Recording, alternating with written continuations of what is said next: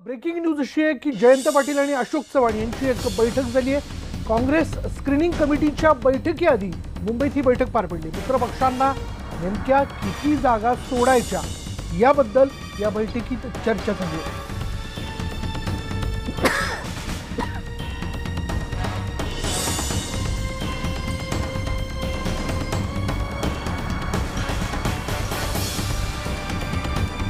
अधिक माहिती जाणून घेऊयात आमचे प्रतिनिधी प्रफुल्ल साळुंखे आपल्या सोबत आहेत। प्रफुल्ल, काय माहिती या बैठकीबद्दल?